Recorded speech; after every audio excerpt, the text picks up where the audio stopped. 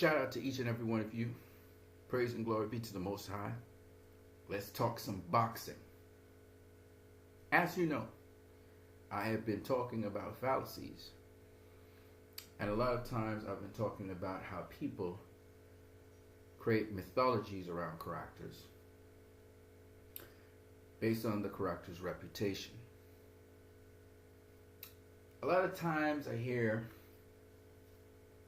old school people and purists and historians say, if the present fighters today were to go back into the time of the old greats, they wouldn't survive.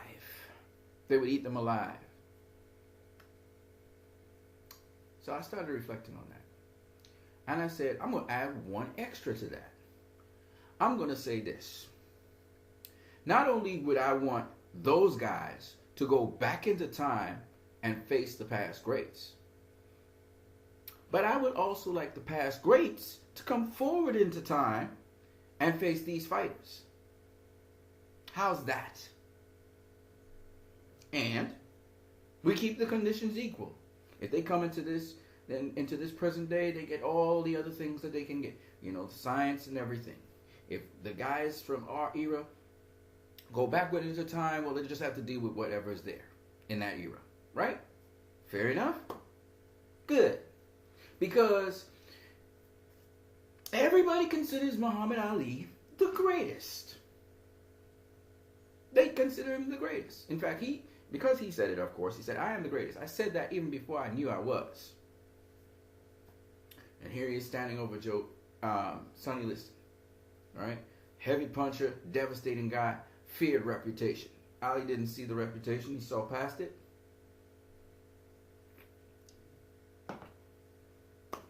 He thought Sonny Liston was slow as hell.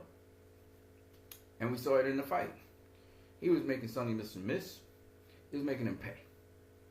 Finally stopped his ass. Why could he predict which round? Because whenever he felt like stopping Sonny Liston, he felt he could stop. For Ali, that was easy work. But see, everybody talks about Sonny Liston, how great he was and everything, because they believe in the myth of Sonny Liston, his reputation. Muhammad Ali knew Sonny Liston was slow as hell, and then on top of that, he knew different angles because he was constantly moving around the ring, because this was a new concept called float like a butterfly, sting like a bee. Nobody else was doing that. Well, not quite like how Ali was doing it. So Ali knew he could beat Sonny Liston's ass. That was going to be easy work. Now, the mystery and the myth of Muhammad Ali arose after he beat Sonny Liston, because nobody could envision him beating Sonny Liston.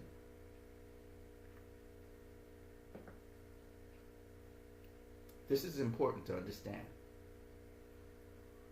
A lot of times, the person knows they can beat the person that has this big reputation, because for them, they know that reputation is just a myth.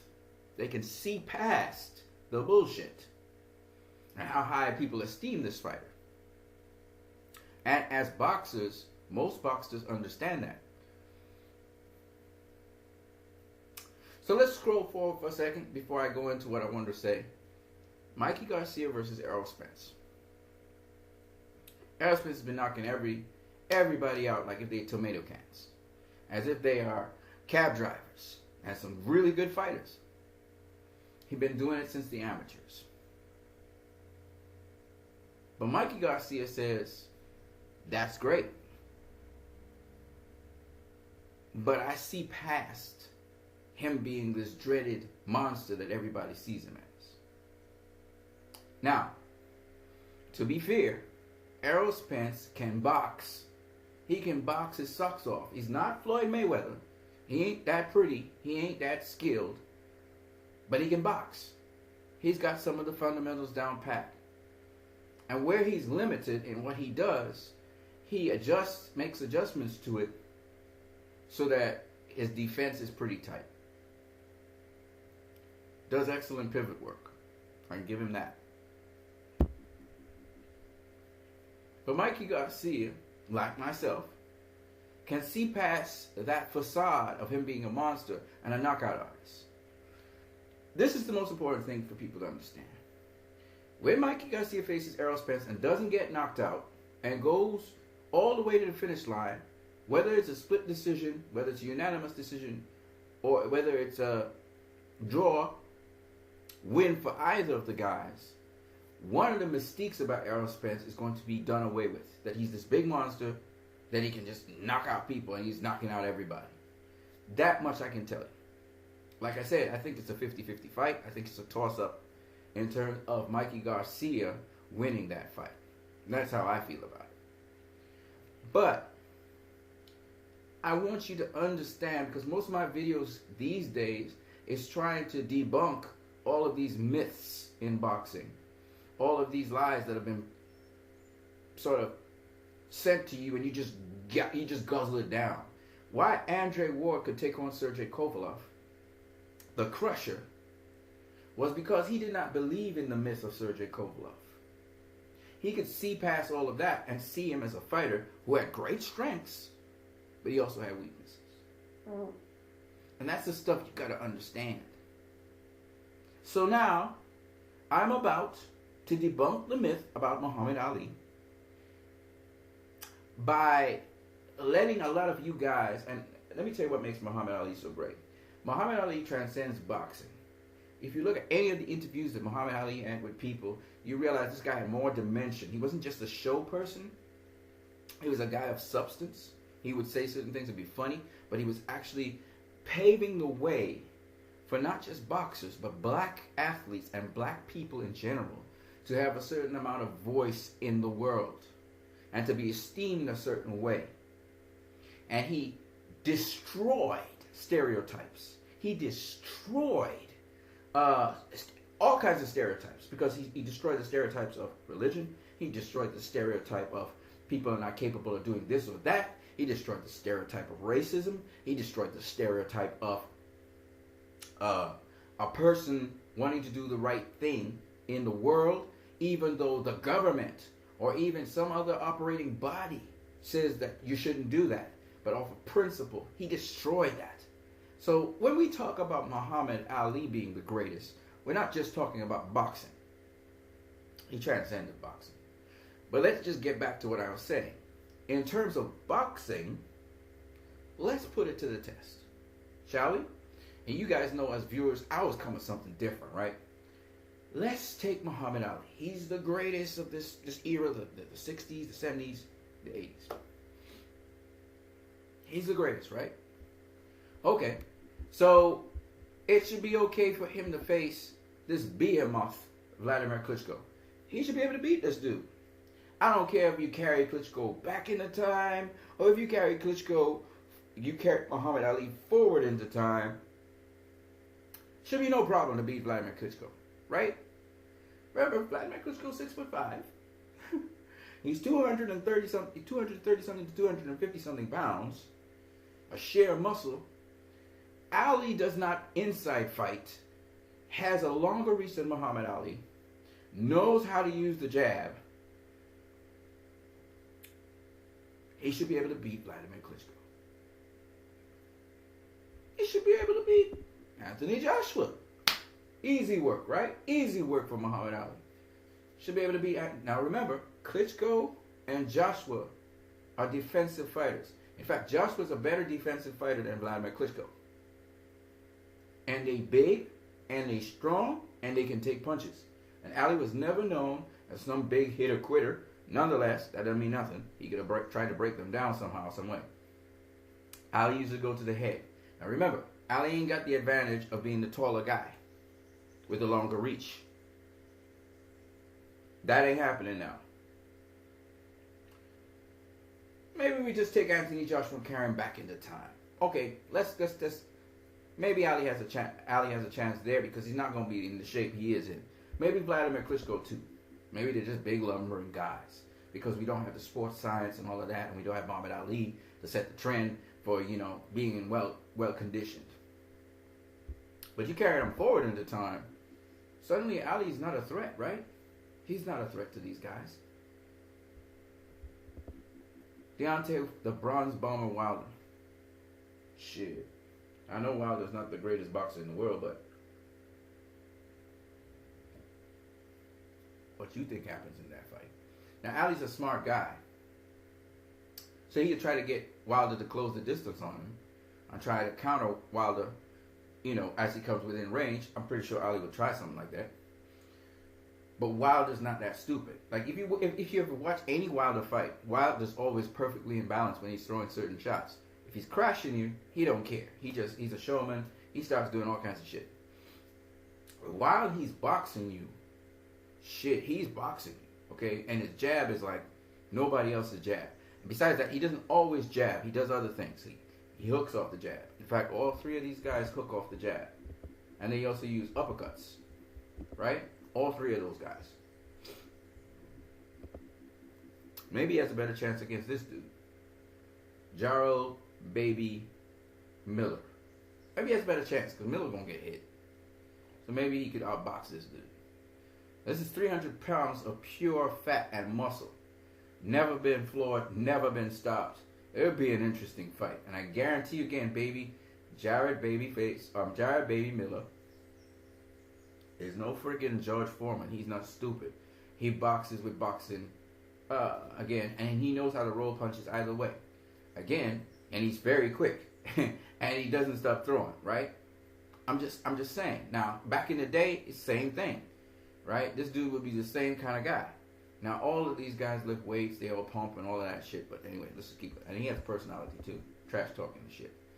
Tyson Fury. He's the biggest, the tallest of them all.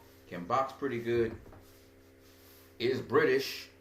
That don't always work well for Muhammad Ali for certain reasons. I will show you in a minute. Alright? Tyson Fury. Okay. And then the Cuban fighter, Luis King Kong Ortiz. Now, first of all, you would have to ask yourself, has Muhammad Ali ever faced any southpaws? I don't know. I can't tell you. I should know, but I don't. That's the first thing. But anyway, besides that, boom. How about Efe Ajagba? This motherfucker looks bad, and he even more accurate than Deontay Wilder, and he's also 6'5", 6'6", 6'7". We call it the age of the super heavyweight. How do you think Muhammad Ali would do against these big giants? Whether they were in the past or not. In the past, obviously, they wouldn't have the sports science to really help them like that, but they'd still be huge guys. And they sure as hell wouldn't be slow. What do you think? Put it into the test so you would understand. Everybody talks about Muhammad Ali is the greatest and he was the greatest boxer. I got you. That's the mythos. I understand why he was larger than life, and it didn't have to do with just boxing. But it gets very interesting when we start talking about these guys. If Ali had to deal with these guys, what do you think now? Oh, come on now. Would he still be the greatest?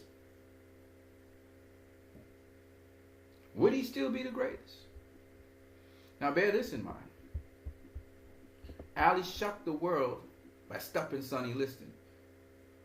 Look at that. Look at his pull counter. Beautiful. Beautiful to watch. Right? Don't get it twisted. He was a hell of a boxer for his time. He was the guy that changed the sport of boxing. He paved the way for so many athletes later on. But Muhammad Ali against an Englishman named Henry Cooper was always susceptible to that left hook. Disguised very well. Boom! Always. Against Joe Frazier. Boom!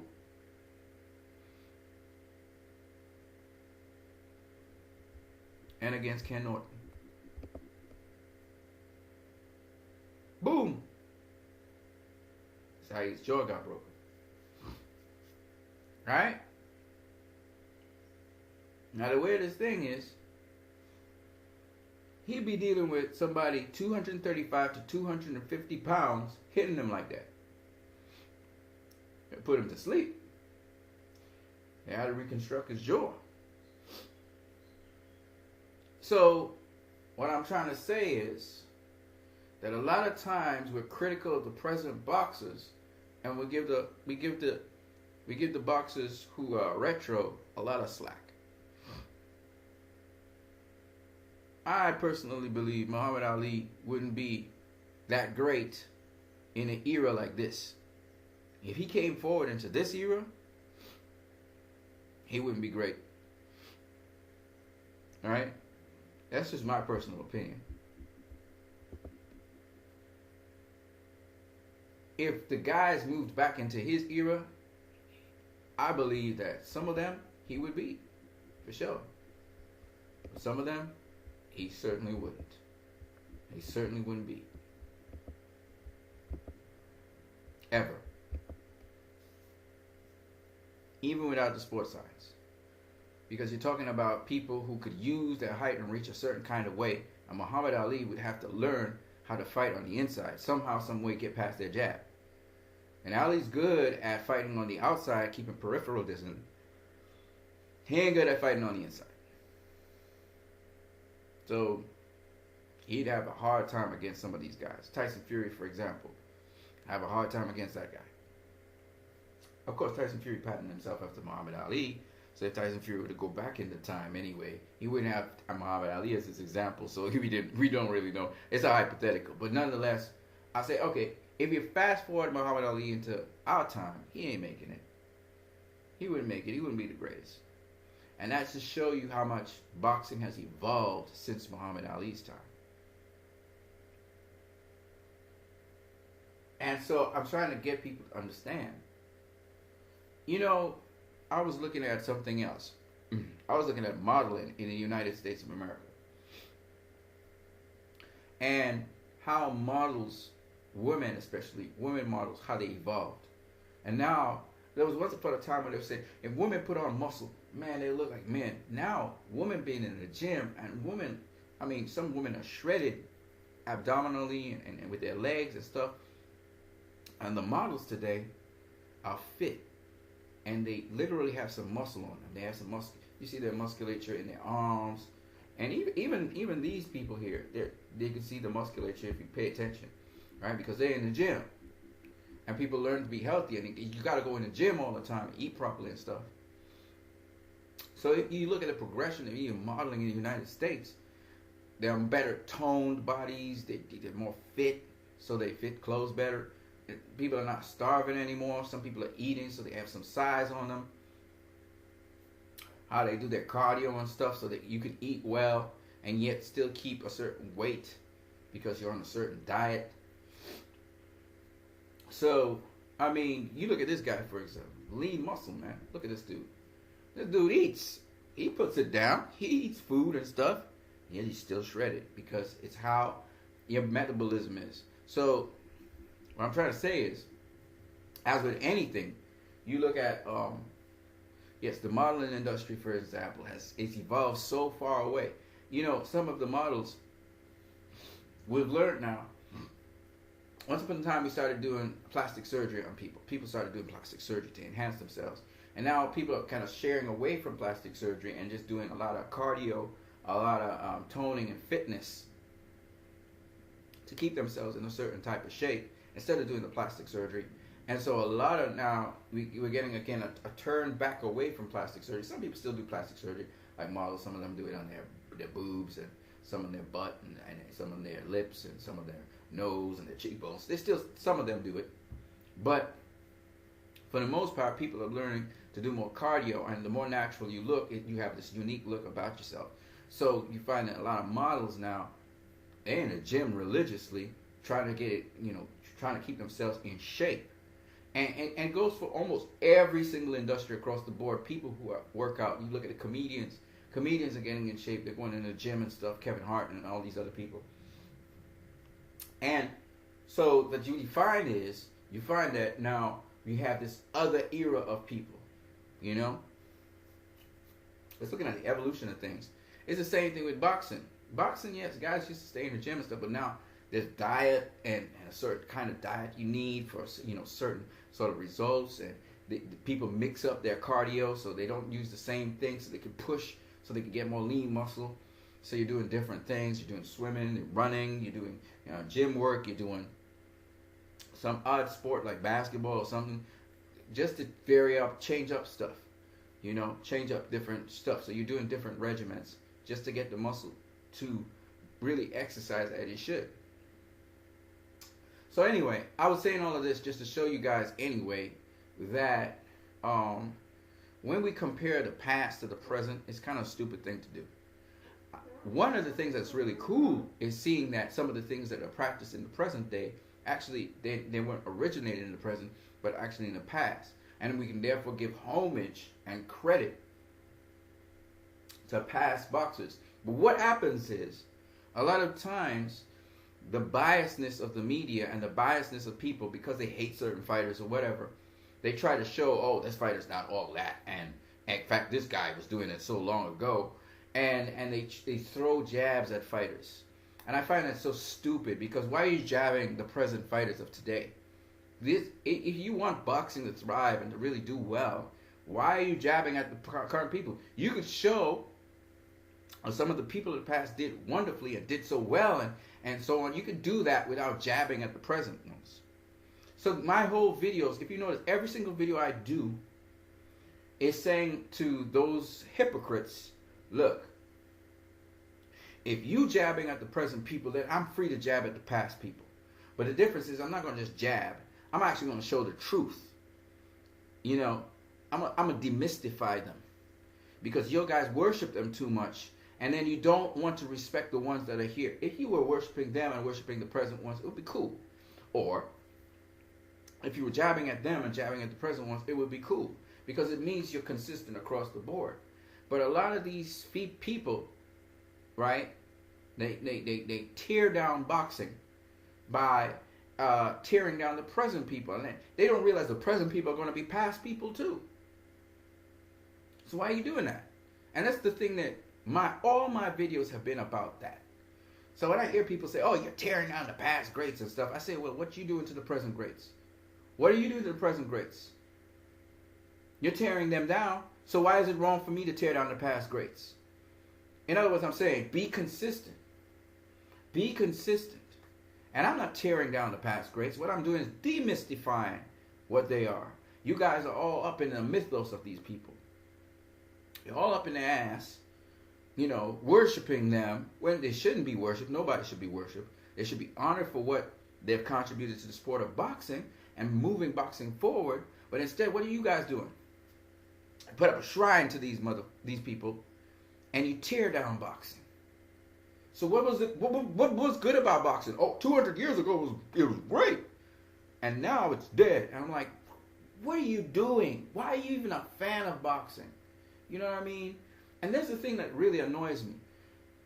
You're praising people 100 years ago, or 80 years ago, or 50 years ago, or 40 years ago. And talking about the golden era and the golden era and the golden era. It's really bullshit. When in fact, what you really want to do is, why don't you support what's the present day while also highlighting the history of boxing? That's how you do it. And how far boxing has come. Showing all these fantastic boxers of their time, of their era, and how they push boxing forward. But they won't do that. Because a lot of them have their bias. A lot of them hate certain fighters. Right? And usually the hate is towards some fighter who is black. I don't see no hate to Lomachenko. I only see love to Lomachenko. He can do no wrong. Right? No wrong to Lomachenko. Usyk. I like Usyk. Not Usyk. What the hell am I saying? Not Usyk. I don't particularly care for Usyk. Bivol. I like Bivol. Now, I noticed a lot of people already starting to say negative things about Bivol, which is interesting. But I like Bivol. I really like him. Gavordik. These are Russian, by the way, boxers, right? I really liked, what's his name? but he hasn't done anything of note since he's become champion. Trying to remember his name. He had some power and stuff, and I was interested in him. Light heavyweight as well. Light heavyweight champion. I can't remember if it was IBF or I think he's the IBF champion. My point anyway is I like boxing. So I don't care what race or color of skin you are. If I see, real recognizes real. You know what I'm saying? And if I see that you are a very good boxer and you impress me, it is what it is. I'm with you. So, Dmitry Pirog was a guy that I liked as well. So anyway, I'm just saying that a lot of times people are putting down the sport of boxing because they don't like certain boxers. You know what I'm saying? And boxing is so much bigger than any one boxer. So all I'm saying to people is, this video is a little long, but all I'm saying to people is, stop pitting the past greats against the present. First of all, they're from different eras, and usually the past greats will helped us to open our eyes to certain things. And there are always techniques and skills the past greats have we can bring back into the boxing game. But when I'm saying, even attitudes. But my point being, they were the foundation setters for boxing. And it's a no-brainer that more than likely the present fighters today have a lot of advancement over them. That if you were to pit the two fighters together, still calling the weight class what it is, because weight classes were different as well, because you had same day weightings. Even so, if you pit the fighters together, most of them, the much more recent fighters, would beat the past fighters. It's just what it is. It's just what it is. Because boxing as a sport evolves. It evolves. It goes somewhere. Just like in basketball, as much as we have, we all praise Michael Jordan, and he was very innovative in how he did things, and he had lovely hand time and stuff. But don't think that Michael Jordan would have beaten everybody in every era. That's stupid. The basketball players got quicker, faster, stronger, and bigger.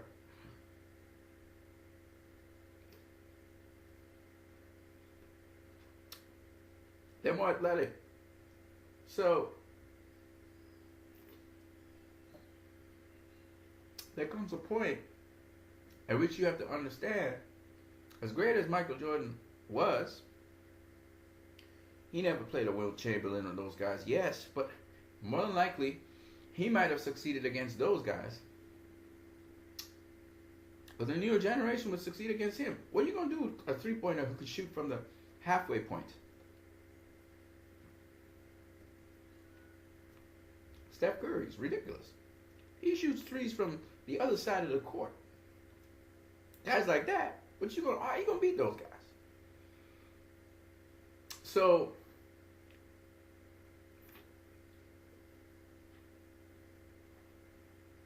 people like to compare.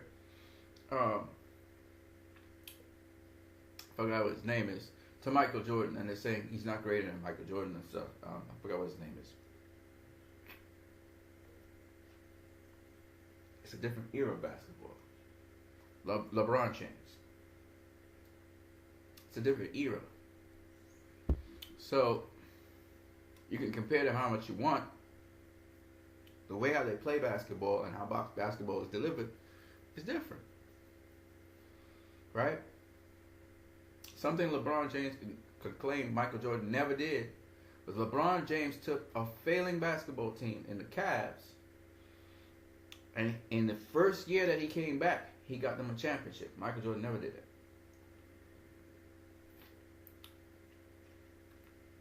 He just never did.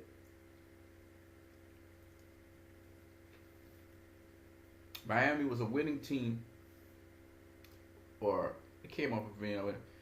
And LeBron joined the team, got them to win. Great. But the Cavs,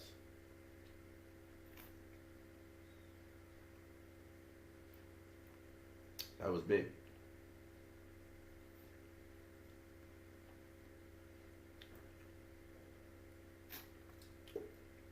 He had been on the Cavs before he went to Miami, but now he's with LA.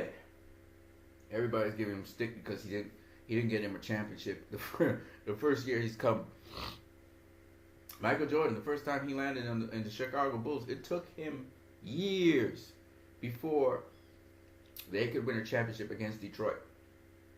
First, they went up against Larry Bird and the what was it? Celtics. They lost to them, and then they went up against the Pistons. It took them, I think, about I don't know, it was 5, 6, 7, 8 years.